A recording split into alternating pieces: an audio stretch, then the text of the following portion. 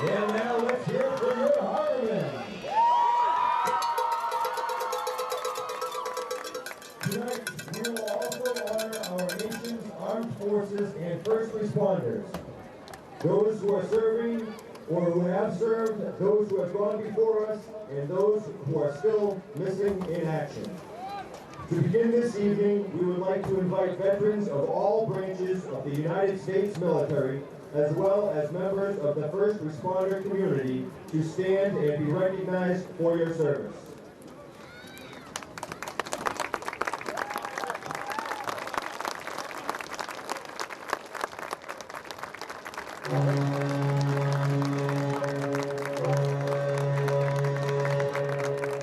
Now, ladies and gentlemen, please direct your attention to midfield for this evening's coin toss.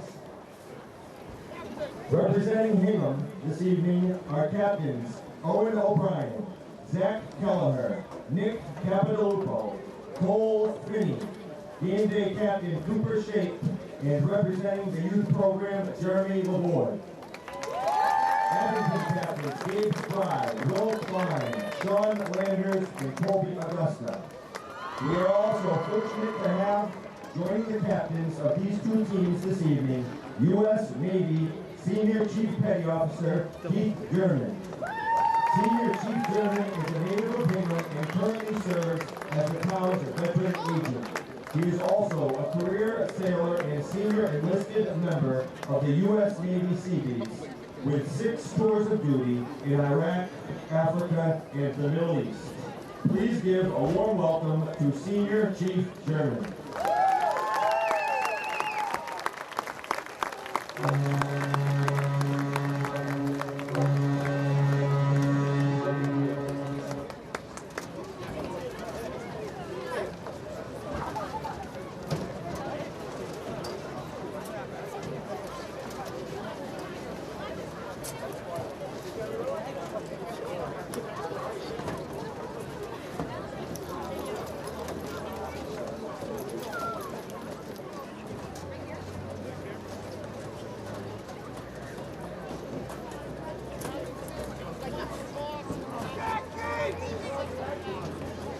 Abington has won the opening coin toss and has deferred to the second half.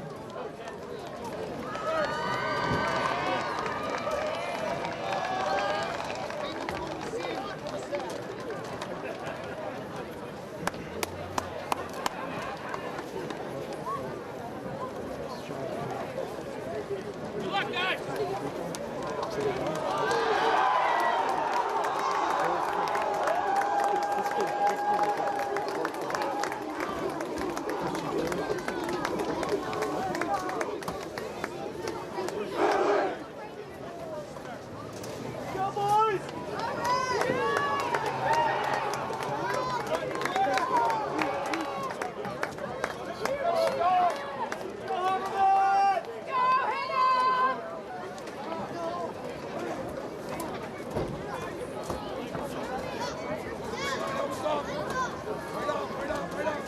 Now, ladies and gentlemen, please rise and remove your hats as the Hingham Police Department Honor Guard parades the colors.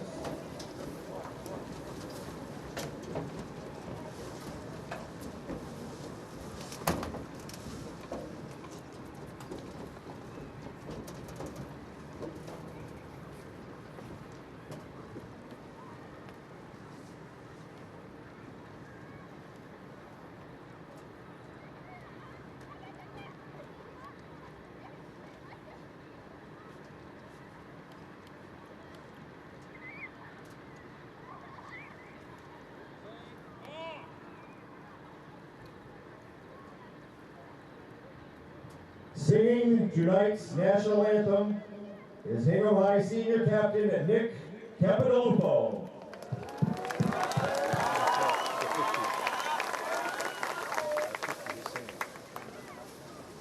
Oh, say, can you see by the dawn's early light what so proudly we held at the twilight's last gleaming, whose broad stripes and bright stars through the perilous fight o'er the ramparts we watched were so gallantly streaming, and the rockets' red glare, the bombs bursting in air, gave proof through the night that our flag was still there.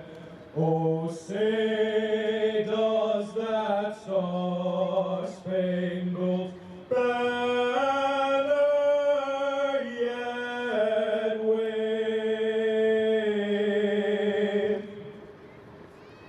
o'er the land of the free and the home of the brave.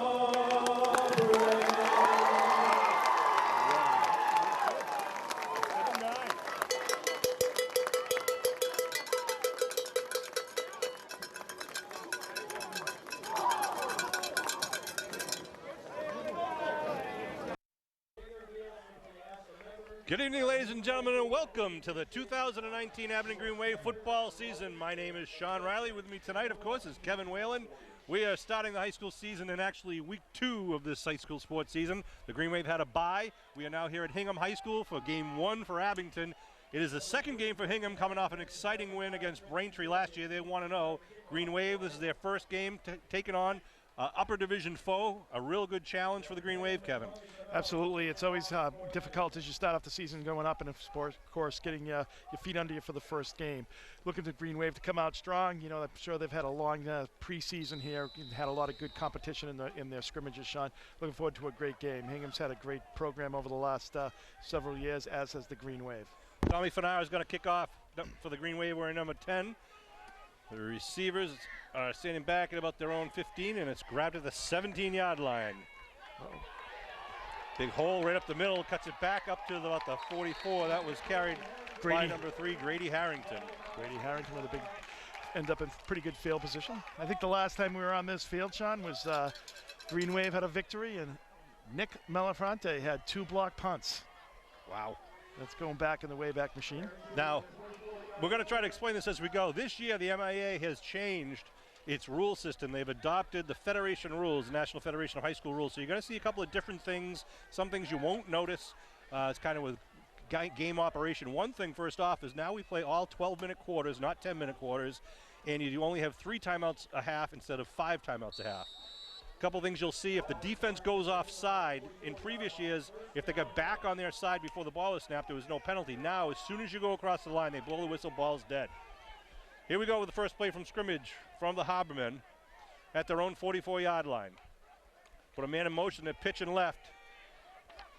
Trying to get around the end. Nice job by the Green Wave. That was Zach Kelleher, their go-to guy, running the ball. Yeah, nice containment by the Green Wave out there, number 14 for the Green Wave. Looked like Cedric Lucas Summers. Landers was out there too, number 54. 54, gosh.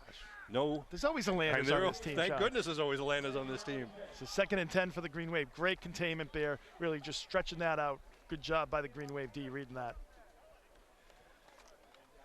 Owen O'Brien, the senior quarterback. Will again put Kelleher in the backfield behind him. He's got wings on both sides and a wide out to the far side. Green Wave wearing their away white jerseys. Man goes in motion to give her up the middle to Kelleher. Kelleher breaks over the 50, picks up about 8 or 9 on the play. That looked like, was that Kelleher there? Yep. Fanara gets credit for the tackle. 3rd and about 2. 3rd and 2 there for the. The other thing you'll notice is there's 2 sets of hash marks out there now. The Federation half marks split the field now in thirds, so the wider hash marks are the hash marks for this. They mark the ball where the tackle ended there, the play ended. Shotgun formation on a 3rd and 2. Give over the right side. Gets the first as he gets it down to the 44 of the Green Wave. Now, once that ball's down, like if it's an incomplete pass or a tackle, a 40-second play clock starts. The team has to get the ball snapped within the 40 seconds. Right. Occasionally there'll be when the time stops on the field and the referee has to spot the ball. When they blow the ball in play, it's a 25-second clock. But over the years, Sean, I was going to say, over the years, Sean, one of the things that when they run this type of misdirection offense, sometimes the defense, it does take like a series for them to kind of get acclimated to exactly what the offense is trying to do. Shotgun again for O'Brien. It's man in motion. Gives to the motion man, number 5.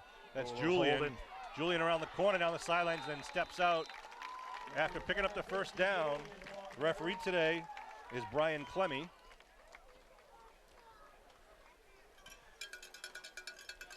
A couple other things. Pass interference now is a 15-yard penalty, but not a guaranteed first down. Obviously if the 15-yard gets you to your, beyond the first down line, right, it's a first down. But if it's like, let's say, 2nd and 20 and it's pass interference, if you get 2nd and 20, then you might as well just make if you're burnt, just take out the guy, get the penalty. Yeah. It'll be 2nd and 5. 1st and 10 now at the 20, 29, 28-yard line. They give to the right side, cuts it back. Nice cut back. Going down the left sideline, down towards the 10-yard line. That was number 21, Zach Kelleher. The Haberman offense moving right downfield. I think, Sean, when you play up like the Green Wave is doing tonight against Hingham, and one of the things it does, it makes you a stronger team in the long run for the rest of the season. I think we saw like last year where they played, I think it was Chicopee, and Chicopee didn't win a game the whole year, so it made it difficult when the Green Wave comes into the points, and actually it affected their standing as they went for the playoffs. That's right, and we're playing at home against Rockland next week on Friday night the 20th. I should mention today is Friday the 13th with a full moon. First time that's happened in, I believe, 19 years. Shotgun formation, 1st and 10 at the 11-yard line. Brian hands off, trying to get around the right side. Was that number 8 again? Nice job by the Green Wave. That was Costa Redsos, I believe, on the tackle. Looks like number 3 there with Brady Harrington on the carry. So number 3 tackled number 3. He gets a pickup of about 2. Pick up 2nd and 8 at the 9. Billy Davis on the camera for the Green Wave once again. Welcome Billy back up here on the top of the press box. If I see Billy Davis, it must be fall, Sean. It definitely feels like fall. It's a beautiful evening tonight. Matt Lahiff, number 84, goes out wide to the left, to the far side. Zach Kelleher in the backfield behind O'Brien. O'Brien gives to Kelleher, right side. Kelleher dives forward. It's going to be short of the first. Yeah, about 2 yards short. They ran right over number 79, Capodilupo. They're just going right over his backside there, Sean. Capodilupo sang the national anthem, and quite impressive. Great job. So 3rd and about 3 here for the. From the 4-yard line. O'Brien gets the play. Mark Nutley is the Hingham head coach. This is his first year as head coach, and he had the exciting win last week against Braintree when Hingham ran back a 90-yard kickoff return with less than a minute to go in the game. Again, Kelleher lines up behind the senior quarterback O'Brien. Man in motion now comes back. Looks like they're trying to get the defense to go offside, but they give now to Kelleher. Kelleher right side, he slices in. Kelleher slices in from the 4 for a touchdown. And they didn't put one ball in the air there, Sean, right down the doing a nice job just keeping it on the ground, maintaining it. They do have, as we mentioned earlier, they have a very large line out there tonight. They do. Hingham does. Hingham's got 1,300 kids in their high school. Abington's got, what, 450? 500, 550? I don't know. But they were just on Mike Lynch's High Five. They mentioned out of the 1,300 kids who go to Hingham High School, 1,000 of them play sports. I would guess it's about the same ratio at Abington High School, although not as many percentage-wise kids in the school. And the kick is good. I believe that was Lahiff on the kick. 84 or 34? 84, yep. It's 84 with a kick. That's Matt Laffey. Lahiff. 7-0 Hingham lead with 7:30 to go. That took Spanish, Sean. Just writing down my notes. That was a 56-yard drive. Well, they took advantage of the pretty good field position there and just really just kept it on the ground. I think obviously just showed that they intend to own the trenches tonight. Now we get to see what the Green Wave is coming right back at them. Of course, Will Klein is just a special player, Sean, that the Green Wave has coming back for his senior season. Obviously Colby Augusta is moving for quarterback, but it's going to be interesting to see what Will Klein can do. Klein is back deep inside the 15-yard line, standing. I think that's Curtis Lucas Summers back there. Yep, it is. He's back pretty far. He's expecting a pretty big kick here. Yeah, they're back inside the 5 now. Hingham tees it up on their own 40-yard line. Kick, it is a nice long kick. It's going to come Klein's way, bounces to him at the 5-yard line. Will Klein up over the 10 and the 15, slices up. Room. Klein just gets tripped up as he gets over the 25. Good run back for the Green Wave. Starts at about the 28, 29-yard line. Good job by Klein, good blocking up front. Although, of course, one of the things that happens when you do kick it that deep, sometimes you can out-kick your coverage. Unfortunately, they actually, Hingham actually had pretty good coverage as they kept in their lanes. Klein was able to weave through a little bit, but they eventually able to tackle him at the 29. Green Wave over the years, Sean, has always been a run first, pass second. Get to see what they're going to do tonight. Seamus Schmidt out wide to the near side. Colby Augusta drops back into the shotgun formation. Gabe Spry, the fullback, to his right. 2 wideouts to each side. That goes Klein in motion. Now they get 3 on the far side. Colby back to pass. Look like he set up a screen coming this side. Got some room. It's wide open. Spry down across the 35 to the 40 to the 45. Turns it over to 50. Got some room. Downfield. Nice job by Spry. Great call. 40-yard line. Wow, they knock him out at the 39-yard line. Great execution by the Green Wave. Gabe Spry with a big pickup. Perfectly executed there on the screen. Kind of had Klein out on the other side, Sean, which I think they were probably leaning a little bit towards Klein because he is your big player, and able to come back with Gabe Spry. It's great to see Gabe Spry coming back again this year for his senior year. Another special player last year for the Green Wave. 32-yard pickup to the Hingham 29, what is it, the 39, I should say. Gave up the middle to Spry. Just barreling right down inside the 35 to 34. Pick up about 4 on the play. Whistle on the field. They do that sometimes where they don't blow the whistle, and I think that was one of the instances there. So the Green Wave will now have 2nd down and 6 at the Harborman 35-yard line. 6:25 to go here in the first quarter. So good, nice 4-yard pickup there for the Green Wave. Tommy Finesse, number 34, checks in for the Green Wave. Jack McGuire. That's Matt McGuire, number 5 on the right side, tight end. Out wide near side is Seamus Schmidt. They put Klein in motion. They give to Klein. Klein got a room under the tackle. Good tackle in the play though there by that number was 21. Retso. Was it Retso? I'm sorry. With the carry, yep. Zach Kelleher on a nice tackle. So they got to get to the 29-yard line, and they're at about the 32. Retsos wears number 3. Klein wears number 4. And Colby Augusta is wearing number 2, the quarterback. So 2, 3, 4, Sean. You got it. Colby under center. Play those numbers. Give to Klein. Klein looking for a hole. Pops it outside. Nice block. Turns it upfield. Nice cut. Gets the first down for the Green Wave. Nice job. That was Sean Landers continuing with his block, pushing out the D end, and allowed Klein to make a decision and then cut it back up inside. Absolutely. He kind of had it, so it's like he could go inside or outside, pop it in and out, and kind of cut right behind him, getting the first down. Nice read by Klein. Nice block by Landers. Give him a first down at the 25. Green Wave, 1st and 10 at the 30.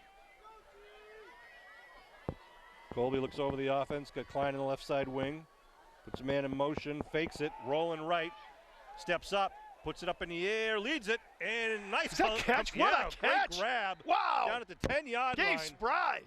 Holy cow, what a catch. Lays it out there to pick up that ball. Oh. Nice touch by Augusta, too. He over had the to shoulder. pull up, and they just kind of feathered one, let it fall in, and Gabe with a Herculean effort to take it in at the 11-yard line, 1st and 10. Got to say a nice kick-out block there, too, by Landers once again, holding that edge, so giving Augusta the time to be able to throw that. Green Wave the line of scrimmage. Spry and Klein in the backfield. Seamus Schmidt out wide left. They give to Spry right at the middle. Spry still on his feet. Spry still moving. And down inside the 5. He can get a first down about, what, the 3. So he had about a 9-yard pickup there. It's a good place you want to be. I mean, you can essentially get about, what, 7 downs here, Sean. Yeah, ball's on the 3. It's going to be 2nd and 1 for the mighty Green Wave. It's about the best position you can get into offensively. Good job by the Green Wave, bouncing back after giving up that 7 points in the opening drive. Spry again in the backfield behind Augusta. Man in motion. They give the motion, cutting inside. Nice pop, but he's still on his feet. I believe that was Retzos once again. I think that was Klein. Was it Retzos? Retzos, no, number Retzos 3. Yeah.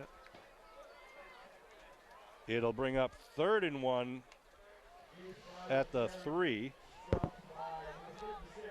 Trying to see what. Well, you know, the thing is, too, though, Sean, as you get Maybe down 3rd to the and 2. goal line now, they're going to tighten up in the middle. Yep. You know, that's definitely what they're doing here. So, you know, you might want to try to do jets or something like that because they're definitely some big boys in the middle there. See what the Green Wave does here on 3rd down. Klein and Spry. They put Costa in motion. Ball's on the ground. He's got it.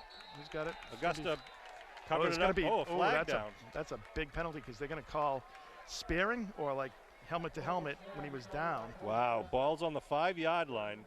So that's going to be a personal foul. I didn't see it myself. Well, when he was down on the ground, the kid kind of dove into the pile. One of the things about the Federation rules is it is a personal foul. He's not pointing to it. So to be 1st and goal. First and goal, right. So half the distance to the end zone brings it down to about the 2.5. We'll call it the 2-yard line. So Retzo was, I believe it's first down. Augusta was on the ball. Was on the ball, and then one of the players dove onto him, kind of in, you know, helmet to helmet as he was on the ground. Wow, a big break on the Mr. fumbled Cairo's snap. year, Sean, of umpire reffing football. You know, that was nothing. That would have been. But nowadays, it definitely as it should be. You know, you want to have player safety is the utmost importance. Referee Clemmy still talking on the far sideline with his line judge there. Not sure what the discussion is. Everyone's trying to learn the Federation rules, but is it whether it should be a first down or not? I mean, first down, personal foul is a first down right away, right? now he's going to explain it to Coach Riley. That's not on the good Abington news. sideline. They have first down. This is where we need a microphone. 3rd down? 4th down. Would be 4th down? Well, it was 3rd down, right? It was 3rd. Correct.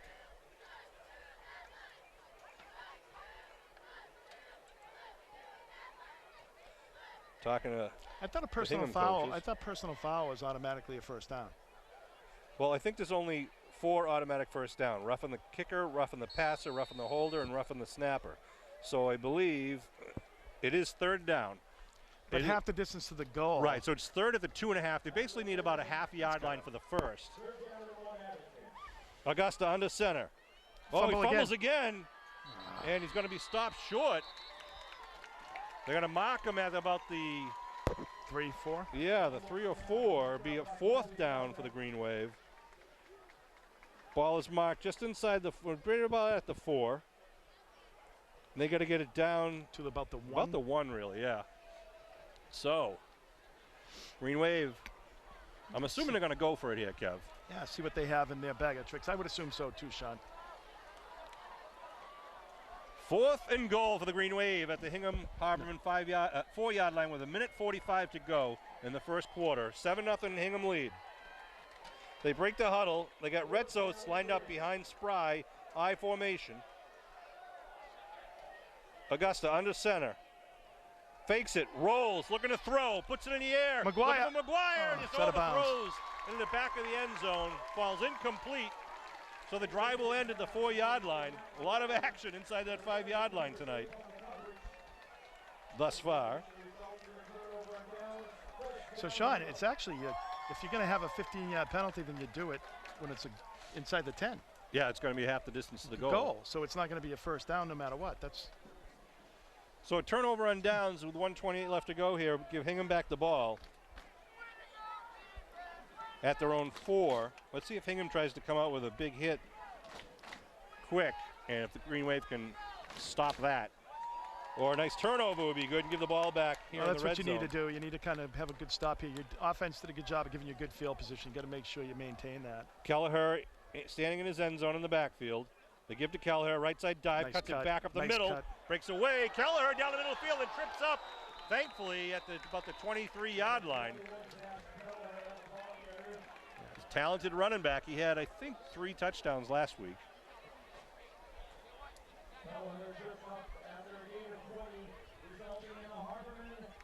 Yeah, he had a nice cut right off the bat there, Sean, as he hit that hole. He cut right upfield. Nice. The thing that's impressive, too, he's a nice north to south runner. He doesn't really stretch it out at all. He just goes directly north, tries to pick up yardage. He lines up again behind the quarterback, O'Brien. 1st and 10 for the Haberman. Man in motion. The quarterback keeper, O'Brien, spins. Nice, and then gets hit again. Klein, yeah, that's a Klein was loss. the second man in there. Nice job. About a 1-yard loss. Nice negative play for the Green Wave on first down. Beautiful night for football here on September 13th, Friday the 13th. It was 60 degrees at game time. Right. Supposed to dip down a little bit this evening to the 50s. Now, time to take those air conditioners out, Sean. That's right. You know Kevin, what? say hi to your fan at home. There is none. So, Sean, one of the things that is, tonight, I think the Green Wave has done a good job of containing, so far. It's really been up the middle that they've been able to get their yardage in between the tackles. So, Green Wave has got to kind of really focus in on, how do they contain that and how do they kind of, slant down and be able to get those, shorten those long runs. Sorry, they're letting the clock run down here. It is 1 second quarter. 0. End of the first quarter right now. That was a very quick first quarter. It was. Everybody pretty much running the ball, keeping the clock going. So the Abington Green Wave offense was able to move the ball. They started that drive at their own 29-yard line after the kickoff return and then moved it all the way down to the 4. Actually, they were down inside the 4. Right. And then, unfortunately, 2 bad exchanges inside the 5-yard line. Green Wave had to turn it over on downs. Now, Hingham will have the ball to start the second quarter. Kevin, always good to do the football games with you. It's good to be back in the saddle. Next week, we're going to be home against Rockland. That's going to be a fun one. It's a good spot to be. Abington Rockland is always the big rivalry, and just a couple miles away, obviously, but it's always a good game, and looking forward to it. Do they have a new coach too? No, they don't. Still Nick? It is Nick. Nick is still Nick's there. doing a good job. Want to have a shout out to our Green Wave cheerleaders also. They're over on the far side of the field. Lindsay Augusta, Kate Baxter, Kelly Bolger, Jamelyn Boyle, Elizabeth Bromley, Jill Cabral, Elizabeth Campbell, Carrie Cardinal, Haven DeMambro, Carolyn Doherty, Emily Azell, Leah Kinneberg, Michaela Littman, Alina Magnasco, Olivia McGuire, Erin McDermott, Jillian Park-Page, Kristen Parks, Lola Revez, Emily Simonetti, Andrew Vasquez, and Julie Waszewski. Well, that really bumps up the percentage of Abington kids playing sports, Sean. I just lost my earphone. I don't know if something got kicked, but I'm good. Oh, really glad. Oh, Billy Marquardt's over there, the cameraman. All right, so 2nd and 10 at the 24. O'Brien looks to throw, Pass. steps back. It's got a man going deep. He's open, and it is picked off! Picked off! What a catch! What a play by Seamus Schmidt after an impressive bobblehead by Matt Leahiff. Leahiff put his hand up, tipped it up to himself, tipped it again, and then Schmidt grabbed it out of the air for the interception. Wow. That is a heck of a play. I thought the kid was going to make a great grab there, tipping it to himself, and wow. Wow, that was awesome. Great play. And he was like really the only receiver, Sean. I mean, they pretty much had everybody else in. There was one other guy over in the flat over on the right side, but that was just pretty much like if it's only him. So if it wasn't there, I don't know what they would have done, just throw it away. It was well executed. He sold it well. The quarterback with a nice fake. And then he laid out a nice pass. And that's what you do, too. Like Schmidt, that's a great play. Not giving up. You keep driving towards it. And then you grab him once he does make the once he makes, contact with the ball. And then you never know what happens. Wow. Schmidt's first reception is an interception. Here come the Green Wave at their own 31. 1st and 10 going left to right across your television screen. There goes Retzos in motion. Colby looking to throw. He's going downfield. He's got Klein. Klein behind him. Oh, that's picked off by the Haberman at the 25-yard line. That's They Carrington. had triple coverage, actually. Wow. What a game. It's a pretty impressive throw, though. That's if you figure by 29, he's 25, almost 50-yard throw in the air. So 11:45 to go here in the second quarter. We've had 2 turnovers on 2 plays. And Hingham will have it at their own 25, as we mentioned. Woo. It's a big throw. It's, you know, Klein just couldn't get inside. As you said, Sean, he had, you know, good coverage on the inside. And he had the outside. If that ball could have gone on the over the shoulder, that would have been a great, you know, great play for the Green Wave. Unfortunately, the Harbin were able to execute the interception. Layhoff's now wide to the near side. Again, one back behind the quarterback, O'Brien. O'Brien gives a little dive up the middle, and it's going to be tackled by 51. I believe that's Brady Cristofaro. It is Brady Cristofaro. I think they're going to get a pretty steady diet of 21, Sean Kelleher, the rest of the night. Billy, you can hear our mics already, right? Okay, good. And Owen O'Brien comes in from the sidelines for the next play. Second and a long one. Call it 2 maybe at the 34-yard line.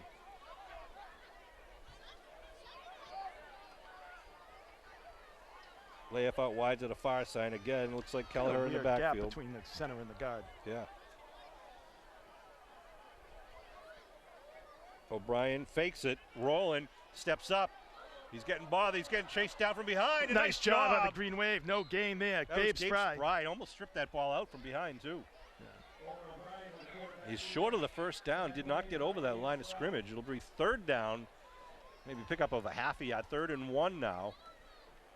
10.5 minutes to go in the second quarter. 7-0 Hingham Harborman lead. They drove down the field with their first possession. The Green Wave drove down their field in the first possession, but stalled at the 4-yard line.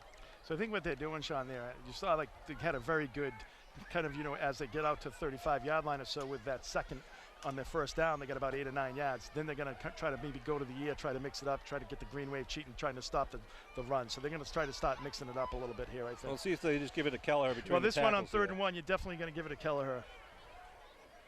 Put a man in motion. He steps back. O'Brien gives to Kelleher. Kelleher gets over the line of scrimmage. Tackle on the play by Gabe Spry. And looks like Tommy Furness in there. See if we can get some of the numbers of the guys who are out there. Number 10, Tommy Fanara is out there, I see. Jake Bennett, number 50. There's Will Klein, number 4. Brady Cristofaro, number 51 on the far side end. Big number 52, Jerry Cole. Near side cornerback is Seamus Schmidt, number 11. Far side, number 22, Brendan O'Brien. 1st and 10 now at the 37. The shotgun again for O'Brien. O'Brien keeps it up the middle. O'Brien pokes it outside, but it's going to turn back. Nothing doing. Klein containing. Green Wave going for that ball. He's got it. He had it. They blew the whistle early. Well, not early. Yeah. Blew the whistle. Pick up a 2 on the play. They give him up to the 39. That's pretty generous. Good teamwork on the tackling there, kind of cutting off all the holes. Every time he looked, he had to change direction. 2nd and 8. No wind to speak of. The flag is steady.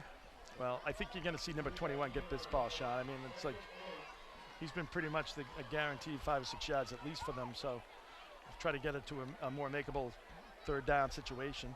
Let's see what Coach Nutley does. I want to thank their athletic director, Jim Quattromoni, for helping us out get set up today, sending us the roster in advance. So 2 wideouts to each side now for O'Brien. Looks like a passing play or some sort of draw. Now they stack it up to the right side. They hand it off. It's a sweep to the right side. Little student body right. Nice job by the Green Wave, but he's still on his feet. That's Grady Harrington, number 3, and then brought down. Pickup of only 2 on the play. Again, Kevin, the Green Wave doing pretty good with the sweeps. They are. The sweeps they're containing, they're making good containment. They were able to stretch that out to the point where they had it contained, you know, just outside the hash mark where he had to kind of cut it back up. And then the cavalry was there for the Green Wave to come in and sweep it up and make it a 3rd and 7 here, 3rd and 6 for the Hingham. I think one of the things that Green Wave has this year is a lot of quickness and kind of athleticism on the defense. But the defensive ends, you know, like you got Klein as one of the ends, you got Brady Cristofaro on the other end. Well, that becomes the question of this game, Sean, right? I mean, is the quickness going to still be there in the 4th quarter, you know, versus the size? 3rd and 6. They got trips to the near side tight and 1 to the wide side. Looking to throw. O'Brien kicks it out to the flat. They connect, and it'll be enough of the first down as he's thrown out of bounds at the 50-yard line. Tackle on the play by the Green Waves, number 14, Cedric Lucas Summers. A little help over there by Aaron Siegel. and Brendan O'Brien. So it'll be 1st and 10 at midfield. Well thrown ball by O'Brien, just kind of laid it out right into the breadbasket. Nice flat, is able to execute, pick up a few yards there for the first down. 7 minutes, 10 seconds to go in the second quarter. The Harbormen, right in front of you. Billy with a great shot. Right at the 50. Again, they trips to the right. They pitch to the right. It's Kelleher with some blockers in front of him. Kelleher breaks right. Kelleher gets hit on a good tackle, maybe a touchdown-saving tackle. By Fanara? Or was that 14? No, I think that 10. It was Fanara, yep. Yeah. Number 10, Tommy Fanara is a sophomore. On that instance, a couple of the Green Wave players got stuck inside of a block. So, essentially once he was able to make that edge, he was off to the races on the outside there, and Fanara making a good tackle. Ball at the 35, so pick up a 15 on the play. Harbormen break the huddle. They send Lahiff out wide to the near side once again. Kelleher lined up behind his quarterback. Wings on each side. Wait the snap. They give to Kelleher, right side. Gets it in the backfield. Job. Spry, I believe that was. So that was an instance there, Sean, with Spry. We were talking earlier about that gap between the guard and the center. Spry just was able to shoot that gap and get into the backfield and hold him to no gain. 2nd and 10.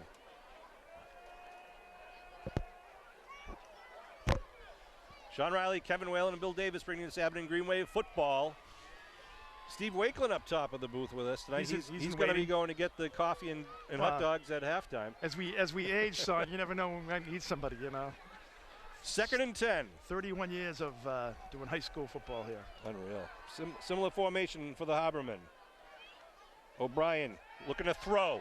Now rolling right, looking down the middle, pulls up, and falls incomplete. I got to give O'Brien credit. He kept his feet moving as a good quarterback will. He didn't stop and get stationary. It's interesting. I mean, he was only probably, 3 yards behind the line of scrimmage out there. He was as he got outside the tackle. New rule this year. The quarterback can actually roll out, go over the line of scrimmage, come back behind the line of scrimmage, and throw the ball, and it's a legal pass. That's a bad rule. He can also go over the line of scrimmage, lateral it back, pass backwards, and as long as that person who throws it is behind the line of scrimmage, it's a legal forward pass. Not good. Crazy, but it might happen. Wait and see. This is game 1 of our season. Trips on the near side, one on the far side. They pitch student body left this time. Kelleher trying to get around the corner. Inside the 30, still on his feet at the 20, and then knocked out of bounds. Good tackle by Klein. And it'll be a first down for the Harbormen. Green Wave needed to hold them on that one. Yep, they've been trying to run the right side there, Sean. They've been running the right, over to the right side.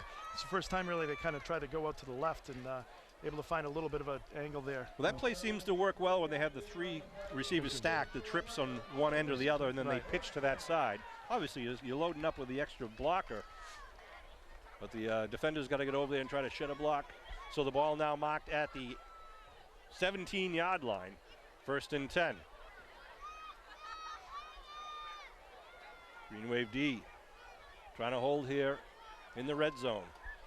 O'Brien looks, little counter goes to Kelleher on the left side, punches it inside the 20. Pick up of about 4 or so. Inside the 15, I should say, to the 13.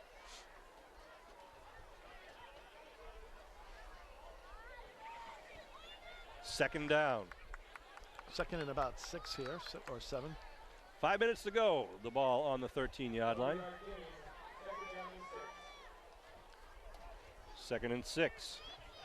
Christian Julian, number 5, in the right side wing. Harrington, the left side wing. Kelleher in the backfield. O'Brien awaits the snap. Julian in motion to give to Kelleher in the middle. Gets hit, stood up in the line of scrimmage. Nothing doing. Nice job by the Green Wave. Who's that to him? It was Gabe Spry. Gabe Spry having a game. Number 42. Wow.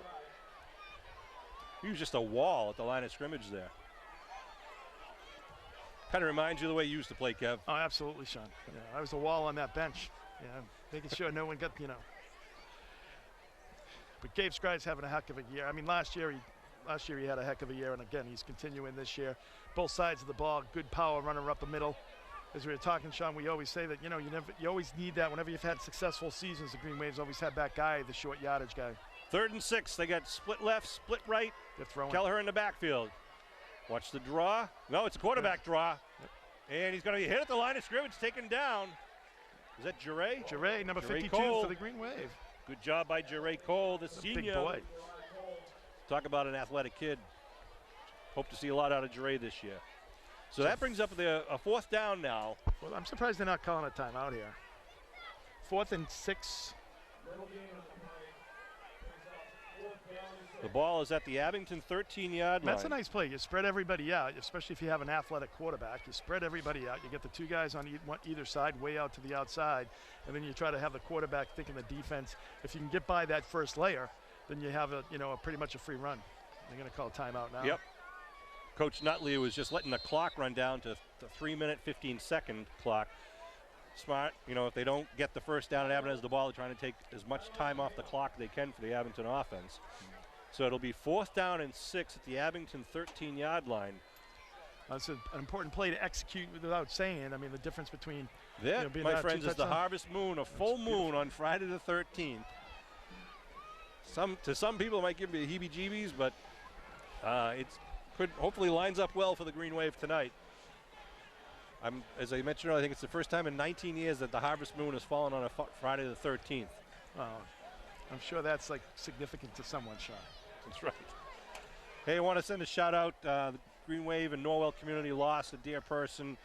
Chris Nagel's dad, Frank Nagel, passed away recently at the ripe old age of 93 years old. World War II veteran. That's right. A good Navy man. We were at the services today, and Chris did a tremendous eulogy for his dad. So, Chris, we want you to know that we're thinking of you and your family. We look forward to seeing you in the press booth at the home games coming up. And absolutely. Hope Frank Nagel is resting peacefully. I think you have to watch the fake here. 84. Going for the point after. He's got a pretty good boot. Puts it That's up, and Wow. it is good. Swing. He's got a sweet little. I think there's no stress. The field goal, which you don't see often in high school, puts 3 That on was the board. 32-yard field goal? 32. God, I it's just like believe a nice smooth golf swing there, Sean. So nice job by him with getting it up there, number 84. Matt Lahiff. He does the kickoff and the point and the the field goal. So 10-0. Hingham lead. They'll kick off to the Green Wave with 3:12 to go.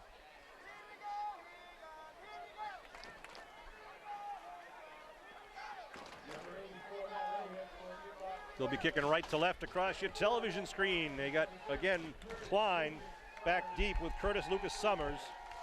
And there's really no wind at all, so it's he kicked over into the corner pretty deep to about, the 7-yard line. You got Retzos, Kilmaine, and O'Brien up in front of them at about the 25-yard line. Klein's on the near side. They kick to Same Klein. spot. Klein at the 11. Klein at the 20. Klein trying to Bunts go to the it far side. outside. Klein down around the 30. Klein around the corner to the 35. What up a to play about by the 39-yard Klein. line. Nice 29 yards. Obviously, it ran more like about 60 yards of running there, Sean, for Will Klein. But nice job of bopping in and out and picking his spots. Just a great job of running. Nice blocking up front, too. Created a little bit of a wall over there, so he was able to get an extra 10 to 15 yards. I was going to say, there was good blocking there by his teammates once again. Good field position for the Green Wave here. You got 3 minutes and 1 second to go for this first half. And obviously, you've got all 3 timeouts, so Green Wave have plenty of time. Furness in the backfield. Green Wave break the huddle. They put Klein in motion. They pitch to Klein, coming to the near side. Klein, a nice block out. Just pop it Klein out. Go. trying to turn the corner. Steps back, now gets it up. Still on his feet. Picks up a couple of hard hit yards. He stopped on a dime there. Everyone thought, I think he was going to run out of bounds and turn it back up to get another 2 yards. Picks up 3 total on the play. No, picks up 4 on the play. 4 yards. 2nd and 6. And a timeout call by the Green Wave at 2:39 on the clock. Their first of their 3. Again, only 3 timeouts per half with the new rules this year instead of the 5 timeouts, which is probably a blessing. Right, the 5 timeouts can be a bit much. A lot of times, it's they use them for every little thing. So one of the other rules they have this year is no cut blocks, where you can't block anybody below the waist unless it occurs essentially between the 2 tackles. Right. Once they're out beyond, downfield, yep, can't do nowhere. anything. Only on the line of scrimmage between the two tackles. And to the Dennis Donovans of the world, if I'm not saying it exactly right, it's basically a general summary of what the rule is. If the person is engaged with somebody else, so in other words, if you can just never hit below the waist, you basically. can't hit below the waist in that point in time. So like, unless you're on the line of scrimmage, basically I think it's within 4 yards of the line of scrimmage or 3 yards of the line of scrimmage between the tackles. Again, for safety purposes. And the only, we said automatic first downs would be on the roughing the passer, roughing the kicker, roughing the snapper, and roughing the holder. Here's the thing. So if you know about, I mean, Hingham at this point, Sean, if you get if the Green Wave, if it becomes third down, you're going to call a timeout here, trying to hope to get the ball back, I think, right? So it's important for the Green Wave to. I thought you were going to lose if Green Wave goes downfield a long pass, and if they're going to get beat, that Hingham would be wise to call pass interference, get the pass interference call. Problem with the ball. I don't know what's doing. Oh, all right. Well, I think he's the back judge wasn't in position, I guess. Yeah. I'm not sure. Give left side. It's Klein. Klein. Oh, he gets grabbed from behind and trying to grab the ball away from him. That, I believe, was Capodalupo. Yeah, well, he lost his power, and then he got some of his shirt because he was trying to spin a little bit. Capodalupo was trying to get his. Gets a couple of yards on about 3rd and 3. Yep, 3rd and 3 here. I'm surprised that Hingham's not calling a timeout here, Sean, because you'd get the ball with 2:13. 2:11 and rolling. Seamus Schmidt out wide to the far side. Matt McGuire near side, tight end. They got wings on each side with finesse in the backfield. Retzos goes in motion, looking to throw. Nice step Augusta up. Steps up. Flag thrown from behind the play. Oh, Augusta turns it right down the sideline, steps out with the first down. However, might be a penalty, and one of the referees got knocked down in the middle of the field. Oh, they're saying that the Green Wave defender or offensive lineman held. It was past him. He already made the move. He's saying he grabbed him by the shoulder pads and threw him down. It was after Augusta was already over the first, the line of scrimmage. So now, what's interesting too this year is they mark the penalties from where it happened. In most cases, there's some semantics to this. So the penalty is assessed at the point of at the spot of the foul, which is back at the 36-yard line. So that's great. So we get screwed on one end, Sean, when it's down on inside the 10, and now it's like they take advantage and make it 30-yard penalty. That's right. Absolutely. And it was horrible because he was already up past. It was after the play had already happened. Unfortunately, it happened right in front of the referee. But it was already gone. It wasn't when it had nothing to do with the play.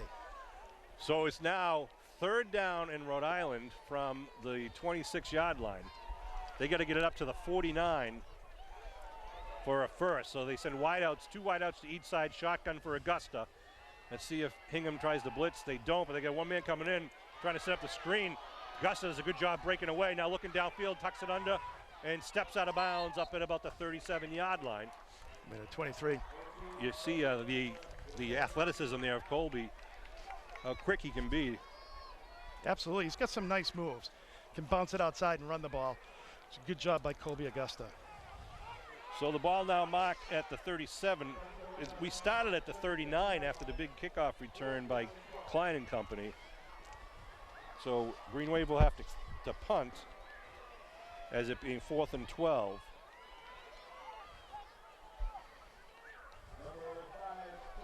.123 on the clock. Klein back in the backfield. Fanara running left. Fanara is going to turn it upfield. Fanara turns it up on the foot. He's got the first down. Hey, move the stakes. Wow. Down at the Hingham Harborman 49-yard That's line. a gutsy play, and as you were saying, Sean, Colby Augusta set that up with with the scramble before, making it close. 4th and 13 there? 4th and 12. Holy cow, what's a gutsy play. And they fake it down to the 48, they mark it. Did he get out of bounds? As soon as they set it, they go. Even out of bounds? Yep. The game clock will start when they set the ball. Here we go. I formation now. 55 seconds to go. 10-0 Hingham lead. They're looking to throw. Going down the sideline. Put it up in the air. And it is incomplete. No penalty flags intended receiver was Seamus Schmidt. Pretty good thrown ball there by Augusta, but great coverage by the Harbormen. Stops the clock at 44 seconds. The 40-second game clock starts right away. Oh, sorry, play clock. 10-0 Hingham lead. We're here with the 44 seconds left to go in the second quarter. Green Wave trying to do something here before the end of the half here. That's a nice ball. Kobe Augusta's got a cannon for an arm. I'm surprised at that. I didn't, obviously we didn't see him throw the ball, but I know that he was a quarterback as a Surprised freshman. in a good way. Yes. No, I know Bruce is yelling at the screen right now. No, but I mean, no. All right, 2nd and 10 at the 48-yard line. Shotgun for Augusta. Steps up, steps back, rolls right. Got some guys chasing him, puts it up in the air into traffic, and it is picked off at the 26-yard line. There was a lot of hand checking down there. It's actually the 21-yard line. With 36 seconds left to go.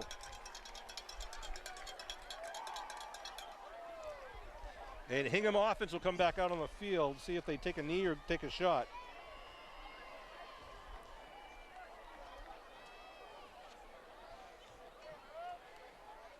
Intended receiver on that was Matt McGuire. He had at least 2 or 3 guys.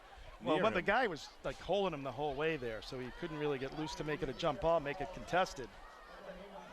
They mark it at the 22-yard line. Kelleher in the backfield once again. O'Brien hands off to Kelleher, right side, cuts it right up the middle, then gets stood up, taken down at about the 28.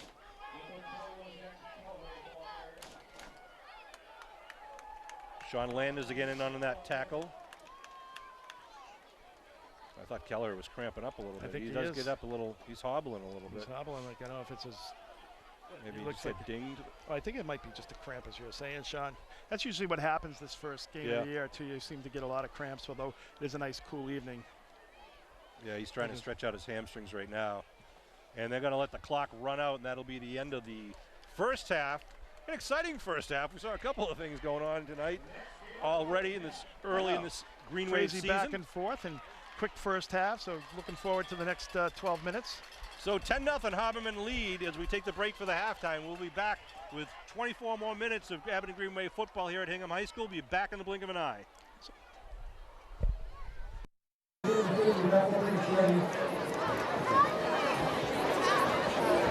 rain 50-50 raffle number 50.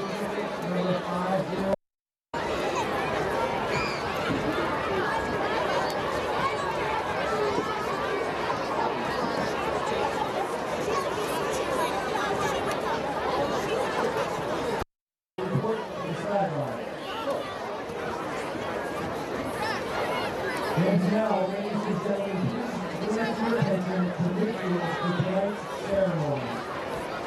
Please rise and remove your hats as the Hingham Police Department Honor Guard parades the colors.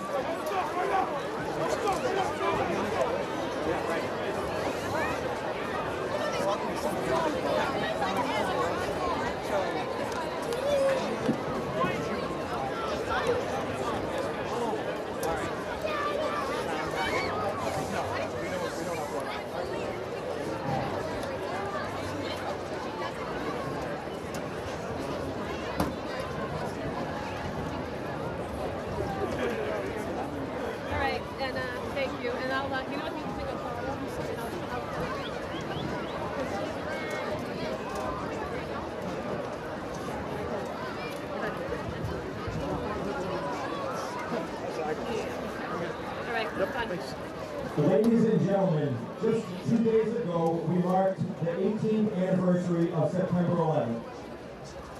That day in 2001, and for many weeks and months that followed, was a historic time in America. It was a time filled with both brave loss and an unwavering willingness to uphold and defend the principles and freedoms that our country has held dear since its founding. Many of the senior players playing tonight on this very field were born in 2001. They came into the world during an unsettling time and have witnessed unparalleled change and monumental challenges as our nation has been at war or in conflict for nearly their entire lives. And it is this generation of young Americans who will soon inherit the mantle of leadership needed to carry on our nation's purpose. So it is then a fitting tribute this evening to those who lost their lives on September 11th of that fateful year that we give thanks to our veterans and first responders. These courageous men and women would subsequently go into harm's way to protect and serve at home and abroad, and to address head-on the deadly surge of terrorism, direct attacks on our freedoms and way of life.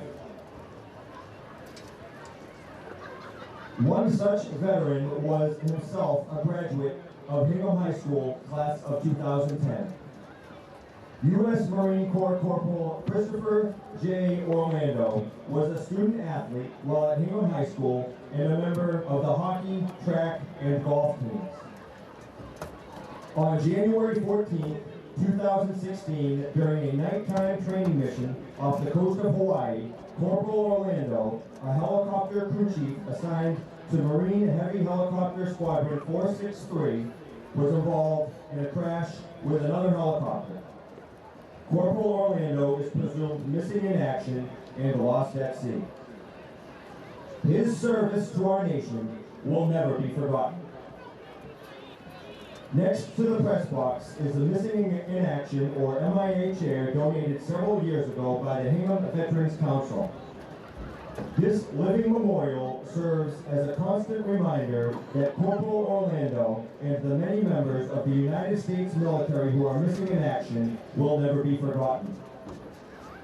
Ladies and gentlemen, we will now offer a moment of silence for Corporal Orlando and his fellow U.S. servicemen and women who are listed as missing in action throughout the world.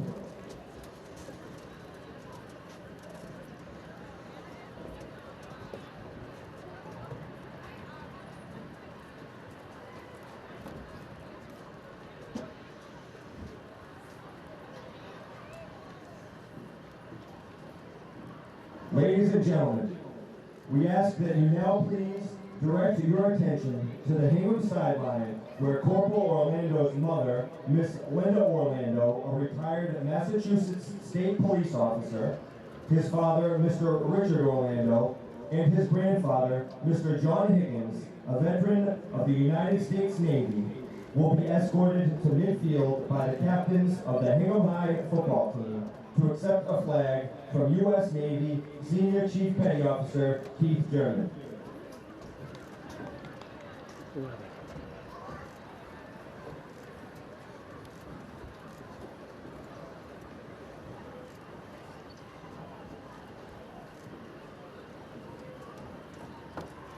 The flag presented to the Orlando family this evening reads "Honor and Remember."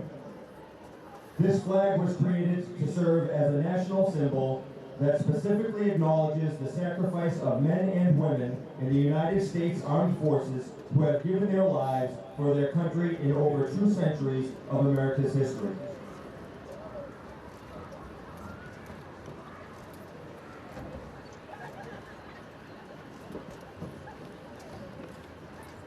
Ladies and gentlemen, please remain standing while the Hingham Police Department Honor Guard parades the colors.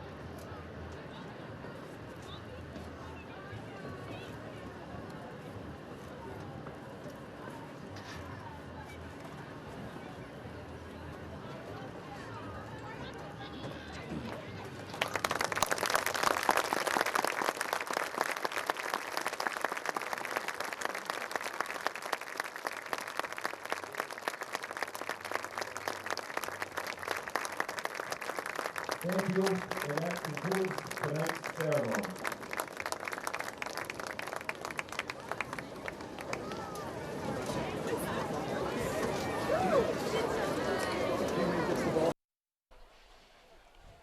we're back for second half action. A really classy tribute to September 11th, first responders and our veterans. Well done by the Hingham community here. And then the Orlando family was here. Their son was killed over during a training mission as well back in 2016. They're a great family, and Hingham has done a great job of remembering him and his family as well. So we thank everyone for their service, at this time of the year, and it's we always remember what happened. All right, Matt Lahiff will be kicking off once again. They go down again towards Klein. Klein at the 14-yard line. Klein tries to bring it up to the middle of the field. Turns the corner up around the 30, trying to get over the 35 and does. Still breaks another tackle, still on his feet, now out of bounds. Sorry, he's up at the 33 there. Hingham coach is yelling at the ref thinking he saw a penalty or something. I mean, he was a lot of stuff in the front, to get in front. One of the other things they're doing this year is you have to have ball boys on each side of the playing field so that the referees can get a new ball out and marked as quickly as possible. Well, that's one of the things, that they do, Sean, though, is they always kick it to the corner, which really allows the teams to come down and kind of corner you in. Klein's been able to get, decent returns, but they do a nice job of coverage. Give left side. Retzo gets it up over the 35. Good pick up there, about 4 or 5 yards. Call it 4. See if Green Wave tries to get a little bit of a tempo like they had that first drive. Yeah. Where they brought it down, to about the 3-yard line. Gabe Spry started off with that big screen pass and then a couple of nice runs. Schmidt out wide to the near side. Klein in the backfield behind Spry. Colby Augusta under center. They give to Klein right side, cuts it underneath the tackle. Nice job of Klein just Gets stepping the up first down. Good job rolling forward. Yep. I don't know if he's. Oh, wait a minute. Let's one see what they side, mark this him. side's not giving him. He's they waving are it. yep, It's they're a waving first it down. forward. I didn't think he gave him the roll there, Sean. I know, Wow. and I thought it's up at the 49 more, but they put it at the 48, gave him the first down. So the Green Wave moved the stakes here in the opening minute of the second half. Cam Kearney up here doing the team camera. We said Bill Marquardt, and up down on the field we got and Bill Davis up here in the top. Looking to throw, rolling right. Steps up, looking still to throw. Nice block on the right side. Augusta still on his feet, then tiptoes out of bounds after he scatters and picks up. Wow. They give him, 2? I thought he had more like the 4 there, but we don't have a good view. Yeah, he's kind of a lot of stepping in, stepping back there. Get a shot of Cam Kearney right there, one of our members of our championship basketball team. John Miller. Great run last year. Nice article in the newspaper about 3 of Abington's student athletes, Cam Kearney and Colby Augusta, our quarterback. And who is that other person? Lauren Kelleher, that's right. Lauren Kelleher, great. Good article, good kids, good student athletes. Oh, fumble, ball's on the ground. And Hingham recovers it at the 45, unfortunately, on the second down play. Green Wave didn't need that to happen with the down by 10. No, they wanted to kind of make a statement position here. too. You give it to them at the 45. They're making a little bit of progress there, So Hingham will come out with 10:28 on the clock here. Good field position for Hingham at the Abington 45. Kelleher lines up in the backfield. O'Brien again, the short shotgun. Give to Kelleher, right side. Nice cut. Oh, he comes right up the middle, picks up about six or seven. He made a nice cut. I mean, nice read. I think the hole was to the right side of the center. He was just able to readjust, just cut and just move right up the field on the left side, over the left side of the center. So it's only about 6 there. So 2nd and 4 here for. Kev, can you hear me in your ear? I can't hear you, Sean. Cannot? Yeah, I can't. We lost it. It wasn't here when we turned it on. It doesn't matter. I can still hear you. I can hear you. You can hear me? I can hear you. I can't hear you. I can hear me, but not you. Oh, people probably wish they couldn't hear us, though, Sean. So yeah, a lot of people turn down the volume and watch the game. 2nd and 4. Handoff left side. Kelleher. Nothing doing there. Hit a lot of white shirts there. Picked up maybe 1 or 2 on the play. Bring up a 3rd down. It's long 2 there for Hingham. I think you're just going to see them try to, keep it on the ground, Sean, keep the clock moving. These games, both teams have kind of had very long drives here. So if you get a long drive here, especially with the 40-second clock, you can take, if you keep the ball on the ground, you can take a good 7 or 8 minutes off every single drive. All right, so it's third down. Third and about 2, and of course I think they are obviously in 4-down territory. Layoff out wide to the far side of the field. O'Brien looking over the Green Wave defense. They get the trips tight on the right side. Give the right side Kelleher. Kelleher gets stood up by Gabe Spry. Does not get it. Short. It's going to be 4th and probably about half a yard. Spry having a heck of a game tonight. Spry coming in there and just filling that hole. So it's going to be a full yard there. Yeah, the ball at the 36. 4th and 1 here. Hingham's going to go for it with 8:40 on the clock and rolling. A shout out to the Abington coaches, Jim Kelleher in their 46th year. Assistant coaches Ed Riley, Jim Daly, Scott Pfeiffer, and Aiden Cawley. Our freshman coaches are Tom Shepard, Bella Kabongo, Tim O'Brien, Kalonji Kabongo, Keith Faxon. Jack Becker is in at quarterback number 10. Is he really? Yep. I wonder what that means. Oh. Handoff. Oh, Nothing it's in to the it. back. Game Spry, big again play. Stops him on 4th and 1. Wow. Wow. Hingham coaches think that Abington jumped offside, and again, as we mentioned earlier, if you jump offside, cross the line, it's a dead ball foul. They stop it, but they're saying Abington did not go across the line. Instead, a big 4th down stop by Spry. That was Gabe Spry right there, Sean. That whole defensive series there, filling a couple holes, a couple of big plays. Well, they lost 5. Well, okay, no, they didn't. 3 yards. The ball's back at the 46. They put it. Now they mark it at the 38. Yeah. So really a loss of 2. Turnover on downs. 8:05 on the clock. Wow. Abington gets the ball back. Wow, this coach is going on Kevin Whalen on him over there, Sean. Not that. Augusta under center. Quick handoff underneath, but a big crowd and collision for Ness, and he finally gets taken down. It's going to be a loss of about a yard.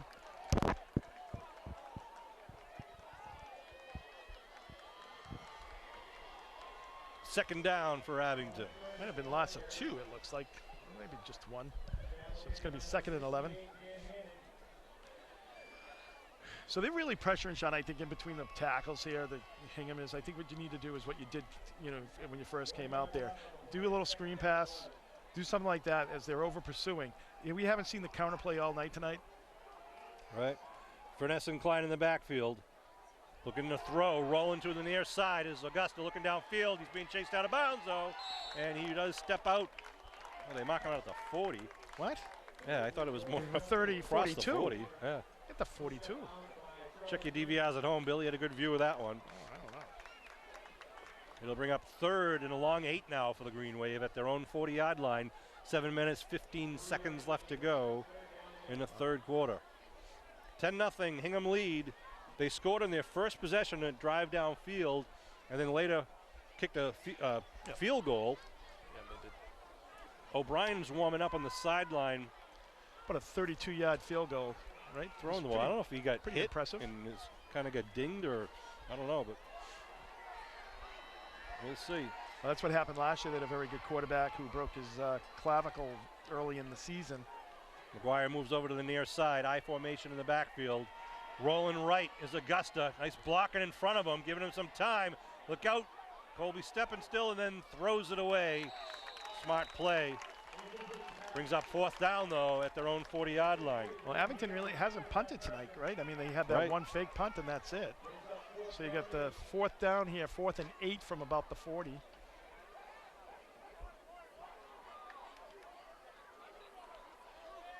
So we'll send out the punt team, and we'll see what they do.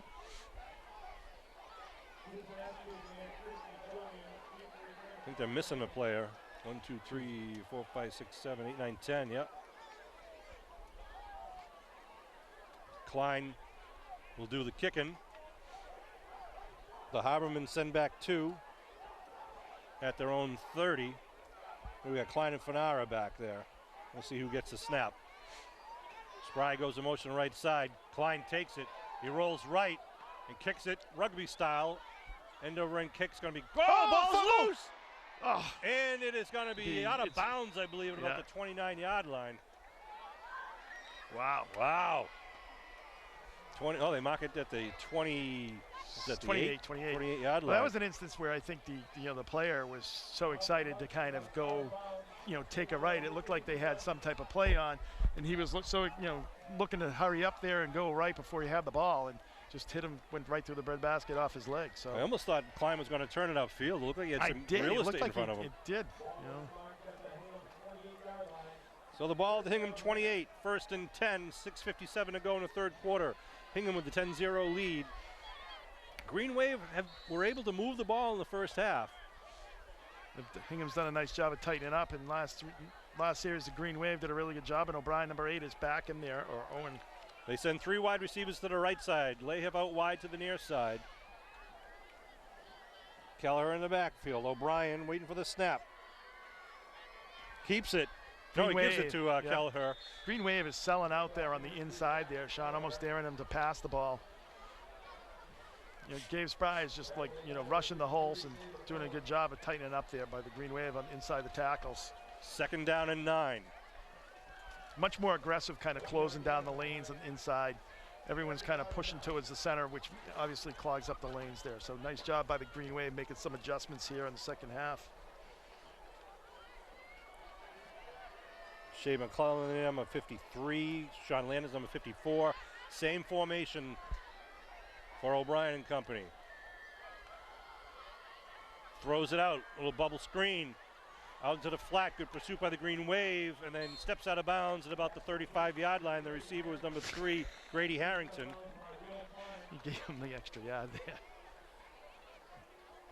They'll bring up 3rd down at the 36. 3rd and 2.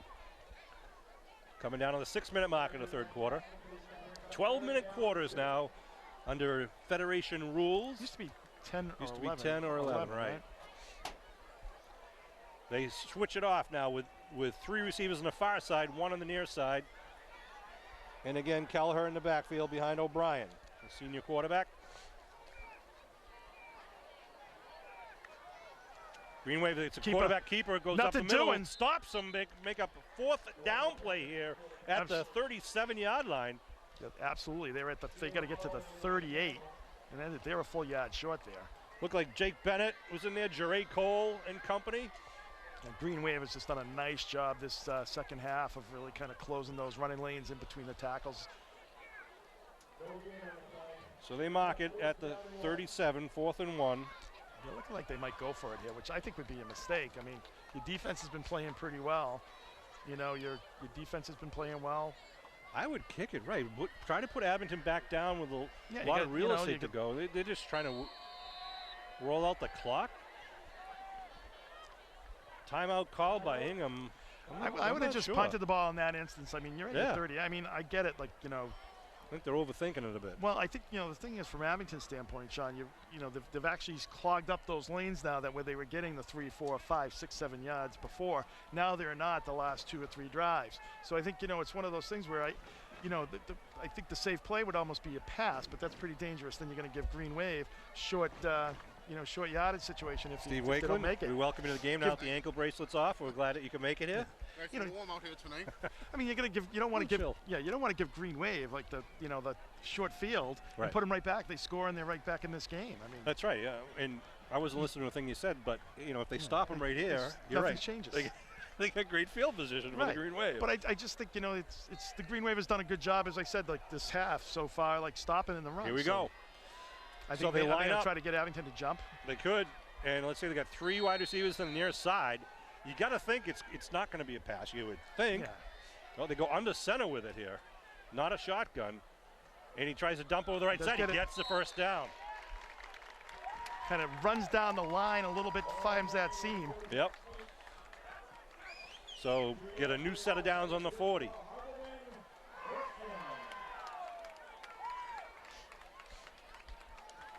Green Wave got to keep putting the pressure on here. It's all right if you make them do that, Sean. That type of thing.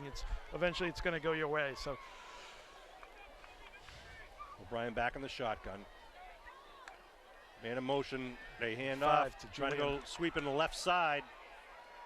And he gets up over 50 and a Looks flag like a flag, thrown. yeah. It's got to be a penalty against the Harbormen back around the 48. I'm assuming it is anyhow. Christian Julian with the ball on that number 5.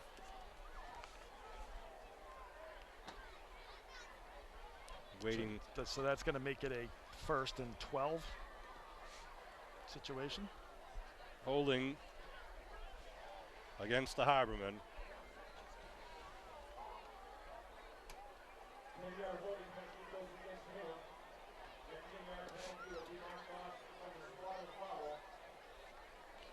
Again from the spot of the foul. So instead of the original line of scrimmage, they move it back from the spot of the foul. So the ball is now lined up at the 38-yard line. As I said, so it's 1st and 12. Right. Just explain it. It wasn't usually from the spot of the foul. Right. So just for our viewers at home. Right. Oh, wait a minute. Wait. They said it was okay. at the 36 now. Okay, so it was at the 46 that the So that just changed the your whole math. that the whole exactly. So it's now 1st and 14.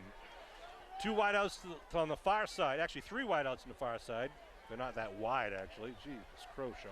It's like quarterback keep up the middle and they take him down by Spry. Just hog-tied him and drove him down to the ground at the 40-yard line. That was just picked him up and just, as you said, Sean, just pile drive him there. Nice job by Spry because he got a little head of steam there going, and there was some real estate there. And Spry just coming off the linebacker position, did a nice job of sailing him off. Spry really worked out. A lot of these guys are working out. The new fitness center has been great. I thought Gabe Spry was a senior last year, to be honest with you. So I'm glad to see him back. The kid is solid, and he's a great leader on this team. He just leads by example. 2nd, and what we hope is a long 10. 1 wide out far side, 3 to the near side. Shotgun again for O'Brien. Kelleher in the backfield. Looking to throw. Looking left, now rolling right. Dumps it across the middle. Julian gets it. It's the 1st down and more. Christian Julian on the reception. Julian's almost like a safety valve there, Sean. Kind of just stays still. And then as the pressure kind of came in, crashed down, the quarterback is running right. He just kind of at that time scoots along the line of scrimmage and is able just to dump it off to him. You know, they haven't thrown a lot tonight, but O'Brien's been pretty accurate when he's throwing. I mean, there weren't a lot of deep throws, but that was a nice little toss. He read it really quickly. Even his 1 interception, you really can't blame him for that. That ball either should have been, caught or should have been, incomplete. It was long. Yeah. It wasn't like it was a short thrown up into coverage at all. Kept alive with the double, triple tip there. 1st and 10 now at the Greenway 47-yard line, right in front of Billy Davis's camera. Motion, they pitch to Kelleher. Blockers in front of him. Spry, what a play there. Spry flying around there like Superman, and number 53 there for the Green Wave as well. Coming in and making a good tackle. That's Shea McClellan. Kelleher slow to get up again. Wasn't he like Shea McClellan? Didn't he play for the Pats a few years ago? Referee timeout for an injury. Kelleher must be cramping up. I think he's cramping. Yep, he is. He's cramping up once again. And we saw this. What was it when we played down in Duxbury? Oh my gosh, that was like a 17-hour game. It was like, and then it came down. Then it came down to like the last play of the game on the that was an thing, and they ran game. out of time. I know that was an unbelievable. That was a crazy game. It's all about the full moon. It is. There it is. That Friday the 13th full moon, the harvest moon. Billy Davis getting in. Oh boy, there's a bad shot. Exactly. Go from the you got to find something beauty else of nature to, put on to camera. this. So I'm Sean Riley. That's Kevin Whalen. Billy Davis is with us here. Steve Wakeland. Steve Wakeland usually is on the sidelines for the Green Wave. He's in the bullpen tonight. He does the box. He's the box man, the X-Man on the far sideline. Part of the chain gang for the Green Wave. And Billy Marquardt, class of 1979's down there on the field as well. There's Billy Marquardt doing all the camera work for every year. It seems Sports. like his camera gets bigger, does it, Bill? I mean, like, my goodness, that thing is huge there. Well, this could be a good good luck charm on Friday the 13th of the Green Wave. Kelleher is walking off. He's pretty limp. Yeah, he's limping pretty severely. You know, when it cramps up twice, it's not going to get any better. Yeah, usually what happens is you just got to get some fluids in you, and you also got to.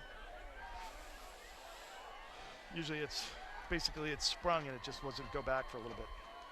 Trips to the near side, 2nd and 10. They look a little slant pattern. Did he drop it? No, he caught it.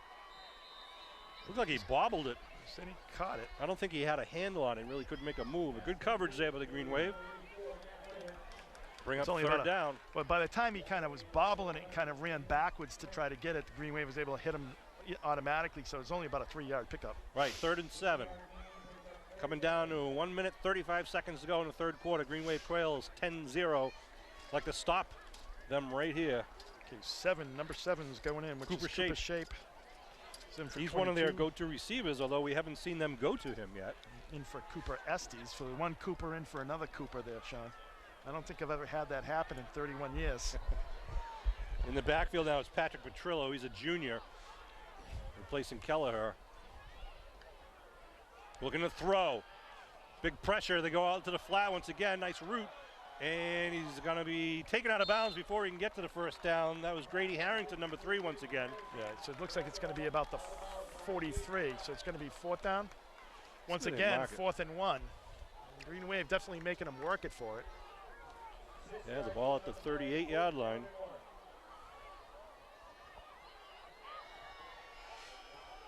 See what they do if they try a similar play with the quarterback sneak. Green Wave changing their defense. Now that you don't have number 21 out there, see what they do. I think, obviously, like you said last time, they did the quarterback sneak. And big James Mahoney comes in. So the problem with this is this kid can kind of go down the line, kind of like make it look like it's a quarterback sneak and then step back as well. Watch him fake the sneak and then try to go deep. Not doing the sneak, maybe. No, it goes with a shotgun here. Green Wave cheating up. And timeout call by Hingham. Abington defense. There's definitely movement on their line. Kel was pointing that out. So that's their second of the 3 timeouts for the second half. That might be an issue later in the fourth quarter. 17 seconds left to go here in the third quarter clock. Want to thank the Abington fans who made the ride over here to Hingham. Yeah, pretty good crowd over there tonight for the Green Wave. As always, we travel well. A good crowd here by the Hingham folk. And next week will be Abington versus Rockland at Abington's Memorial Field. The first home game of the season for the Green Wave. Yep. As you mentioned, this is the first game for Abington this year. This is Hingham's second game. And from there, we will be playing at Norwell in Game 3. That's on Friday, September 27th. And then we'll be going at Mashpee on Friday, October 4th. All of the games are on MIA.net. Or if you're on Twitter, you can follow at Abington AD. The athletic director will give you updates and any sort of game changes for all the different Green Wave sports. I think we played Norwell down there last year. Was it field being, was it under construction at one point? Maybe that was. 4th and 1 once again at the Abington 38-yard line. 17 seconds on the clock. Hingham puts wideouts to each side. Now they put 2 on each side. Trying to spread out the defense. Under center is O'Brien. Again, dives forward. He's got it. He's got it. Same type of play, but he went to the left side this time. Good job by the left side of the offensive line. It's going to be the end of this third quarter. Another one cramp it up. Number 56 is cramp it up. That's Liam Foley. He's another senior. Yeah, so it's ball at the 34-yard line. It's the end of the third quarter. Yeah, if there was 5 quarters, Sean, the Green Wave might be looking good here with the way they're cramping up and going down. But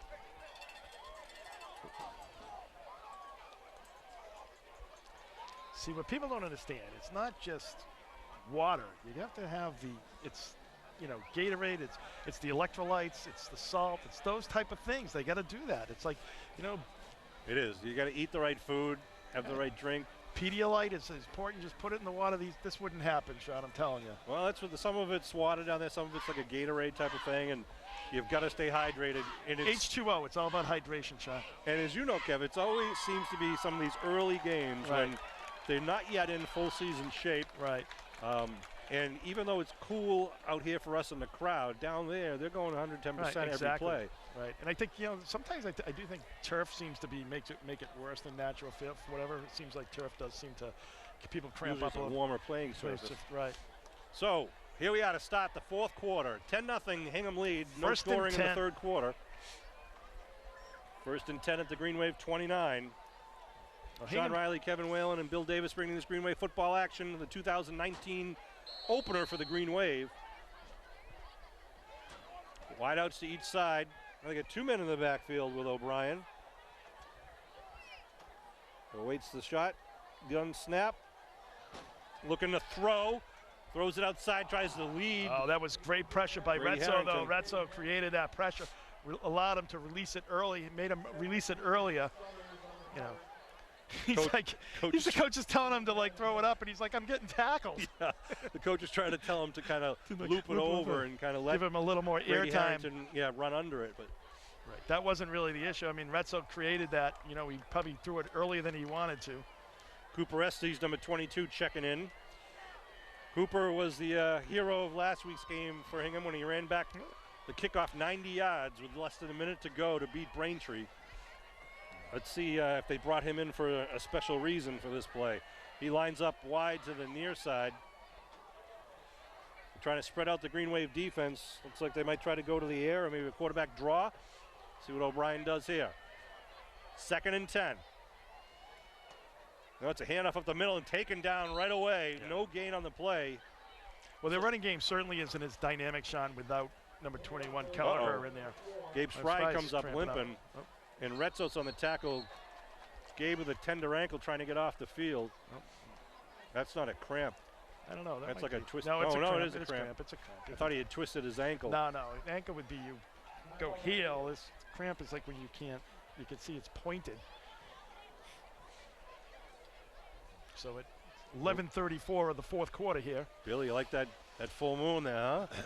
You betcha. That is Friday the 13th with a full moon and a 3rd down. 3rd and about 11 they have it marked at the 35-yard line. Green Wave need to hold them here. Wow. 11:30 on the clock remaining in the game and rolling right now. As you said earlier, Sean, that's not a good sign because usually once that happens, that keeps coming back, and you've got a long way to go. And Gabe Spry's talking been about the Spry injury there, yeah. O'Brien, the receivers to his left and right, looking to throw. Some pressure. Pressure steps up inside the 30, and he on his feet gets the first down inside the 25-yard line. Good Big read. Play and another cramp for the Hingham Harbormen. More importantly, though, they move the stakes and keep the ball. Well, that's an instance where I think you missed Gabe Spry there, Sean. Yeah. You know, it was right up the middle. Gabe Spry's been a very good, spy there, trying to. That's big. Nick Capodilupo is down on the ground right now. 79. Is he a senior? Yeah. I hope so. He's a big boy. I don't know what his. Do not change your channels. It's okay. He's not injured like he's just cramping. You can show that a little bit. Right. Billy's always good. He has, we have kind of a policy if there's someone injured, we don't show it on camera, not knowing the severity of injury. But now he is up, and looks like I think he has to come out of the game for that. He does have to come out of the game, yeah. Unless they use a he's timeout, unless they use their final timeout. They got to use that. No, they just told him to get out of the game. So he's coming off.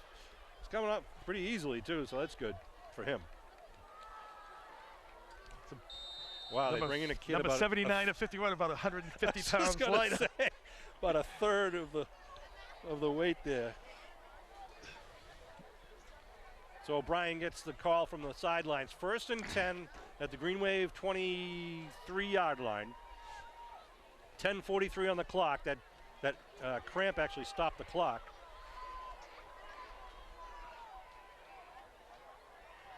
O'Brien with Petrillo behind him. They give to number 4, Petrillo right up the middle. He breaks it away, gets it inside the 15. Looks like a first.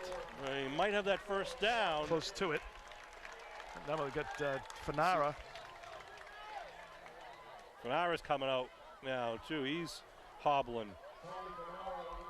It's 2nd and short, 2nd and about half a yard at the 13.5-yard line.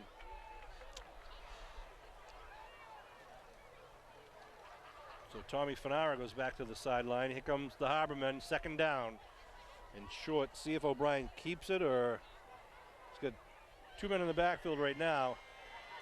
Harrington and Petrillo. Gives to Harrington left side. Nothing doing. Gets hit after he gets the first down. Good job by the Green Wave. Closing down on that. Be a first down at about the 10. Or just outside the 10. Yep. Just outside the 10-yard line, so they can get a first inside the 1. You know, one of the things, Sean, too, with like when you do have those type of cramps, you don't want if you can almost like pull it, you know, if you don't take care of it, you know. So it's one of those things that you do have to watch, because if you kind of push it too much, it's going to become like a calf injury or even maybe a hamstring injury. The Harbormen, 1st and 10. Give the sweep left. Number Nice 5 inside the 5 tries to spin around. He's going to get down to about the 4-yard line. Christian Julian.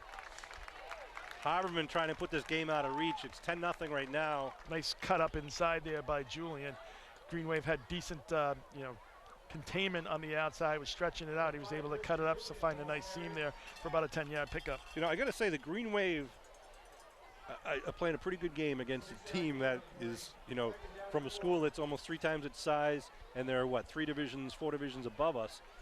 Yeah, they've good challenge for the Abington Green Wave. They've absolutely belonged, on the field here tonight. Yeah. A couple things could have gone their way. And Petrillo lines up behind O'Brien. They pitch to Petrillo right side. Klein makes a turn back inside. Gets down close to the first down. It'll bring up looks like third down. Short. Yeah, 3rd down at about the 2. As we go under 8 minutes to go here in the game, Sean. Yeah, actually it's not bad for Hingham to not score that quickly. O'Brien comes into the huddle with the play call from the sidelines once again. Third and 1 from the 2, essentially. Petrillo, number 4, lines up behind O'Brien. Just a little bum rush up the middle.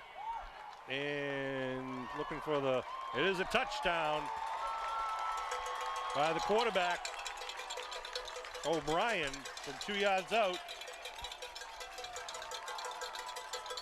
Puts 6 on the board for the Harbormen, Owen O'Brien.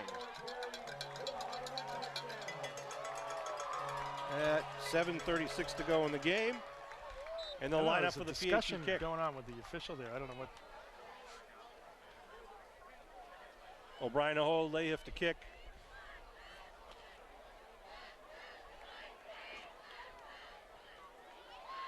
Ball's loose. It's picked up by O'Brien. O'Brien trying to run around. He's going to run it in as he fumbled the snap. And he gets the conversion.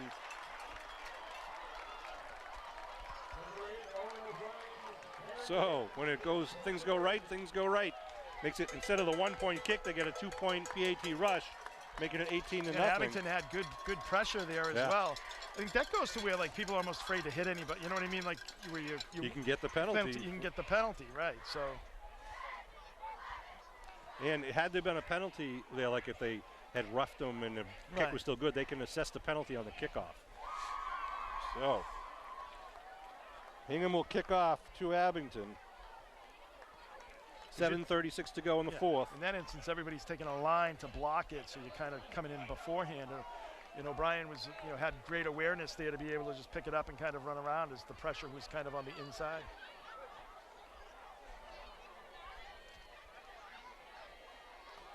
So that was a 72-yard drive.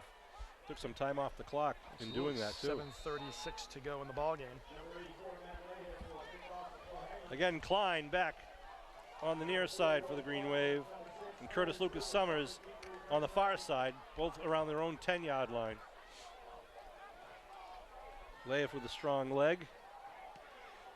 Line drive coming Klein's way, picks up at the 15-yard line. Klein trying to get across the field. Backs it down to the 15, now cuts it back up the middle, follows some white shirts. Klein up over the 30, up to the 35-yard line. He was able to get there. It's amazing.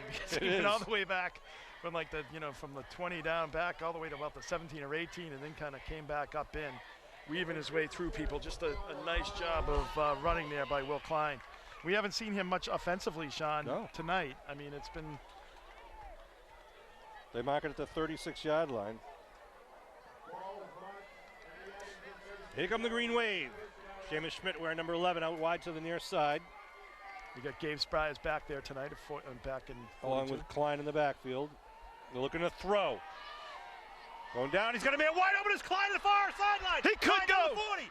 Klein steps it in at the 30, shuffles out at the 25-yard line. Julian, number 5, was able to get him out at about the 23 there. So nice job by the Green Wave coming right back at him. Wow, you say, where's Klein? All of a sudden, there he is, but the Hingham defense had no idea where he was. He was wide open. Nice, just a swing route going out from the backfield out there, and nice ball by Colby Augusta to get that out there. A little bit of a blown coverage there. 42-yard pass, if I did my math correctly. Ball at the 22-yard line. You always have trouble, though, with a 50-yard yeah, exactly. I have to kind of add and subtract. Wide outs to each side for the Green Wave. Augusta to throw. Pump fakes, looking for Seamus. No, he gets hit as he releases it, but Seamus goes up and gets it. Comes down with it at about the 17-yard line. And coverage was number 22 for the Harbormen. Seamus got popped. Cooper Estes. Uh-oh. A little slow getting up, might have been just had the wind knocked out of him. Oh, he's sitting up and getting up. Oh, maybe cramping also. Maybe when he jumped. Wow. Yep, Seamus is going to hop off. His left leg cramping up. Every year I tell him, Sean. What do you want? Bananas? What are they? Oranges? No, put Pedialyte. Pedialyte, right. Pedialyte in the water. Ball's marked on the 16-yard line. It ended up being a pickup of about, what, 6 on the play? I bought stock in Pedialyte, so anyone that, Colby got hit as he was throwing that ball away. Yeah, we've had the good fortune. I mean, obviously it's about a 6-yard pickup for the Green Wave, so. 6:49 and rolling here. 2nd and 4 at the 16-yard line. Donovan out wide to the far side of the field. Drew Donovan. The give to Gabe Spry up the middle. Spry gets it up over the 15. It's going to be third. Third down. 3rd and about 3. Green Wave need to punch one in here. Ball at the 15. Big Michael Warden, number 14, number 74 there in the right tackle. I believe that's Landers at the right guard. Spry in the backfield. Put a man in motion. They fake. Looking to throw, but Colby's got pressure as they blitz from the outside. Who was that, number 56? That was Liam Foley, came up from the outside, made Colby step up. Yeah. They made him step up, and as soon as he stepped up, they had somebody else charging, and they brought in the rush. It's going to be 4th and about 7 for the Green Wave. The ball at the 19-yard line. 4th and... Where are we? 4th and 7, right? Yeah. Well, it's important. I mean, like Colby can get out there, but it's important, like, you know, to have some blocking out there on the edge so he can get that edge. And once he does get the edge, then you have the defense having to defend it, and at the same time, you know, defend him running and also throwing. Red Sosa deep man in the eye, looking to throw. Trying to go to the corner, putting it up for McGuire. And he's got to throw a flag. There it is, a flag in the end zone. McGuire did a good job going up for it. He was knocked out of the air. If it's in the end zone, it's still at the 1-yard line. That I don't know. I think Let's it is. wait and see what happens. I think if it's in the end zone, it's still at the 1. Line of scrimmage was at the 19, so it would be a 15-yard penalty or half a distance, which is crazy. Right. Well, that's crazy. No, I'm sorry. No, it would be a 15-yard penalty down to the 4. Right. If it's inside the 15, it's half the distance. I don't think it goes to the 1. I think that's pro. We'll see, though. Ball at the 19. College, if it's in the end zone, it goes to the interference 1. In the end zone. Well, that'd be crazy if if it was half the distance and you didn't even get, it was 4th down.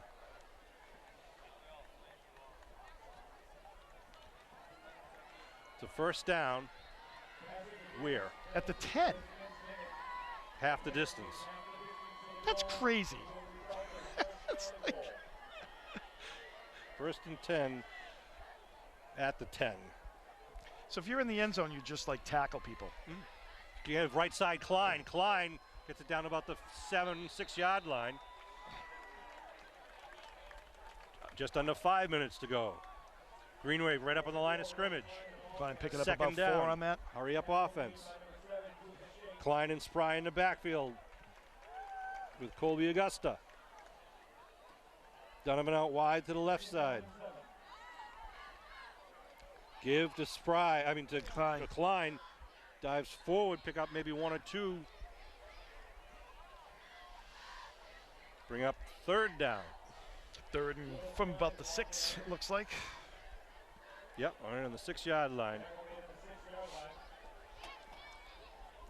That's where I'd like to do, like if you do a little bit of a rollout, Sean, and you have like the kind of a tight end from the weak side, kind of come across the back, and then you can just kind of toss it over everyone, because you got to defend the run, make them defend the pass. It makes it difficult for the defense to do both. Offensive coordinator Ed Riley sends the play in with Colby Augusta.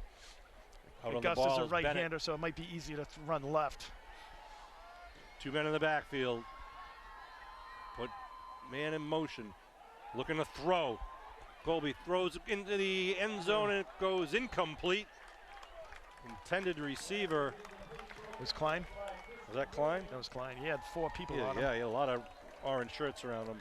Bring up 4th down for Abington. They look red to me, Sean, but that's, the Harbormen are. Yeah, it's kind of like a red-orange, isn't it? It's a red. I guess it's more red than orange. It's not Clemson orange. No. So 4th down here and from the 6. 4th and goal from the 6.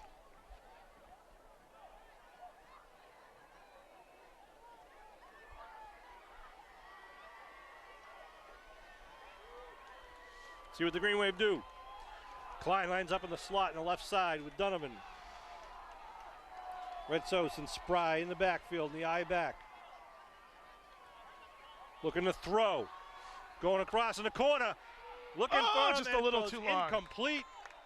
Intended receiver was McGuire. There'll be a turnover on downs at the 6-yard line. Pretty well executed play, just did not connect. So 3:39 to go in the ball game. And Green Wave, as we said, have had their opportunities. This could be an 18-14 game, Sean. Yeah. Ball at the 6. They turn it around. Going the other way now. 18-0 Hanover. Hingham lead. You said that before earlier, too. I did. I just let it slide the first time. Thank you. Hingham got enough guys? No, they don't. There they go. Patrick Petrillo just ran in there, number 4. O'Brien in the shotgun, standing about his own 2-yard line. Give up the middle, Petrillo. Petrillo looking for a hole, gets stood up. Taken down, Landers on the tackle. Good along job. with, of course, Gabe Spry. Gabe Spry just have, Sean, player of the game, I think, definitely Gabe Spry would definitely be the player Hands of the down. game for us, without question. Both sides of the ball, great defensively.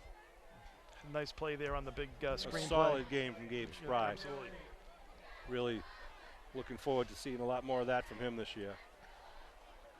They'll bring up 2nd down for Hingham and pick up a 2 on the play. Coming right down to the 3-minute mark.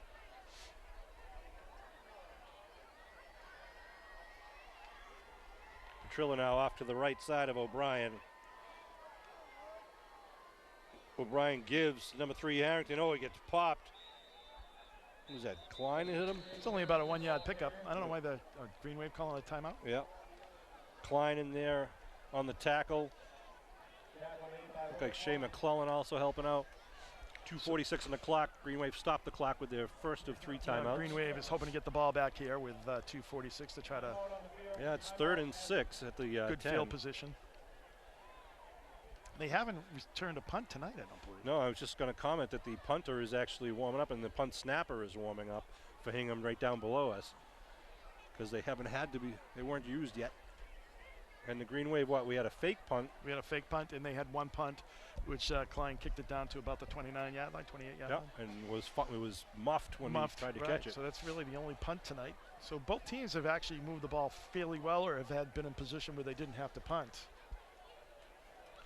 A couple turnovers. I mean, the Green Wave for the first night, I think, it's just finishing, right? I mean, they had a nice drive on their opening drive, getting it down to the 3-yard line. Then they had a couple of snap issues, and then at the same time here, they just have to be able to finish it and score those points once they get inside the 20.